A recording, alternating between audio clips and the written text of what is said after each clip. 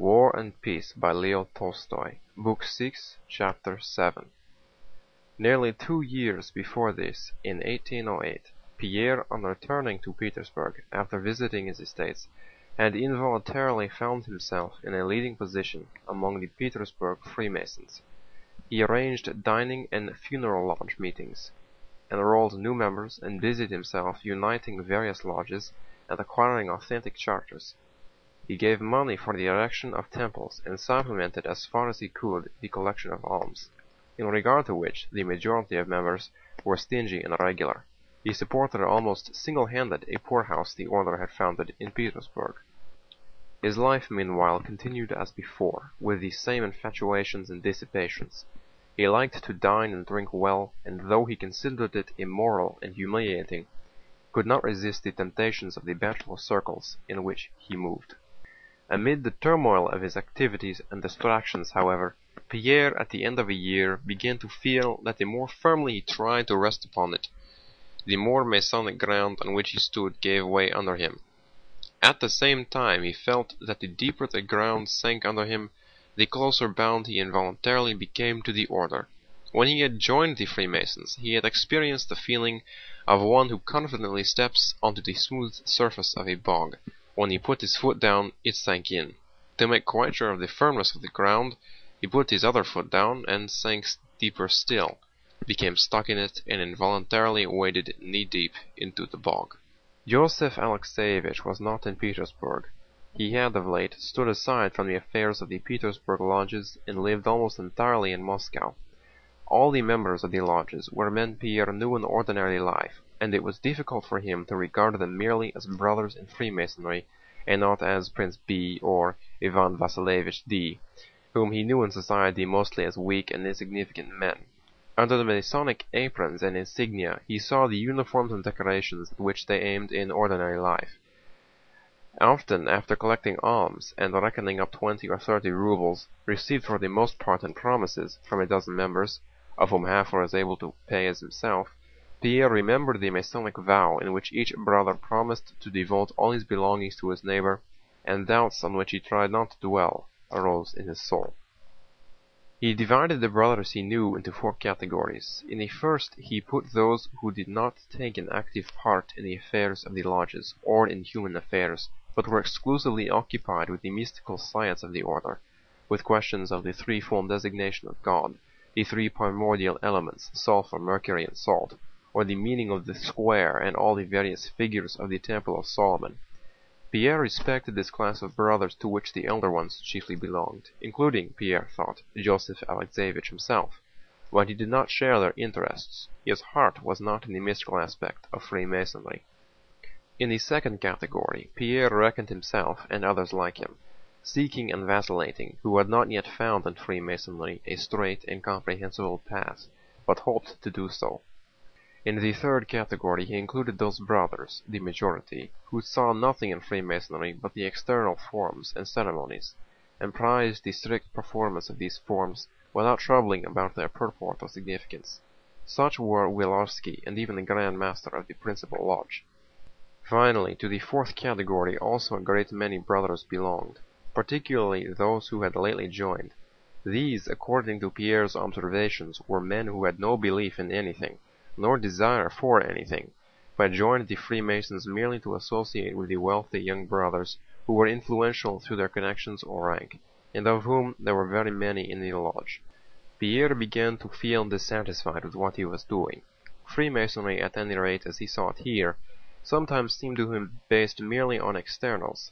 He did not think of doubting Freemasonry itself, but suspected that Russian Freemasonry had taken a wrong path and deviated from its original principles. And so, toward the end of the year, he went abroad to be initiated into the higher secrets of the order. In the summer of 1809, Pierre returned to Petersburg.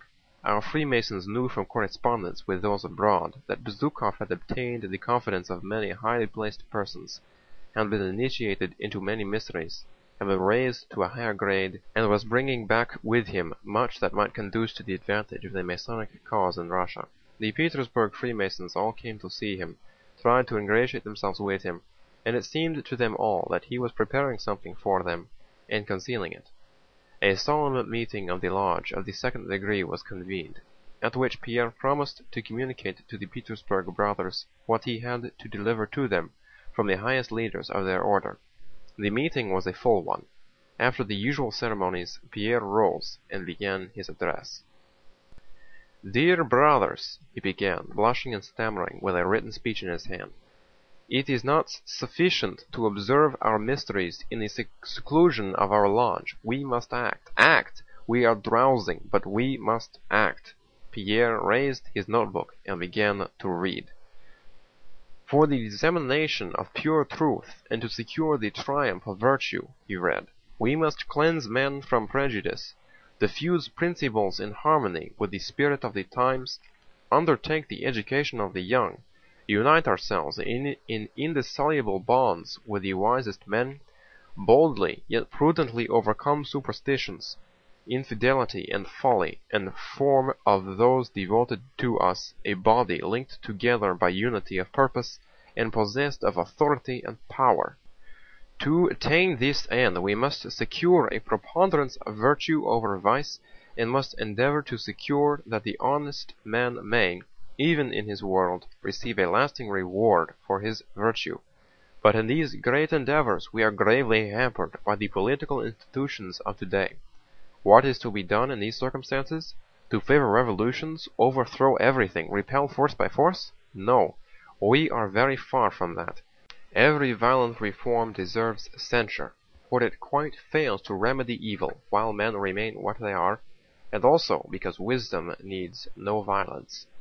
The whole plan of our order should be based on the idea of preparing men of firmness and virtue, bound together by unity of conviction, aiming at the punishment of vice and folly, and patronizing talent and virtue, raising worthy men from the dust and attaching them to our brotherhood.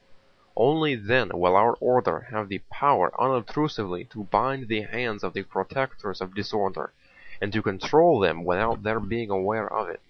In a word, we must found a form of government holding universal sway, which should be diffused over the whole world without destroying the bonds of citizenship, and beside which all other governments can continue in their customary course and do everything except what impedes the great aim of our order, which is to attain for virtue the victory over vice.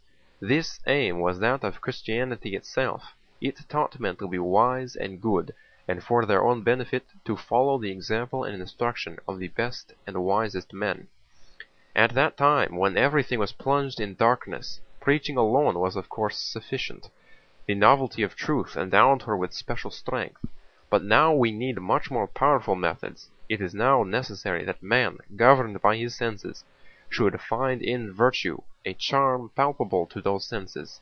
It is impossible to eradicate the passions, but we must strive to direct them to a noble aim, and it is therefore necessary that everyone should be able to satisfy his passions within the limits of virtue. Our order should provide means to that end. As soon as we have a certain number of worthy men in every state, each of them again training two others, and all being closely united, everything will be possible for our order, which has already in secret accomplished much for the welfare of mankind. This speech not only made a strong impression, but created excitement in the lodge.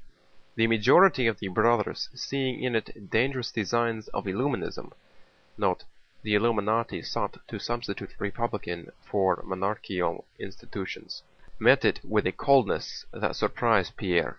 The Grand Master began answering him, and Pierre began developing his views with more and more warmth.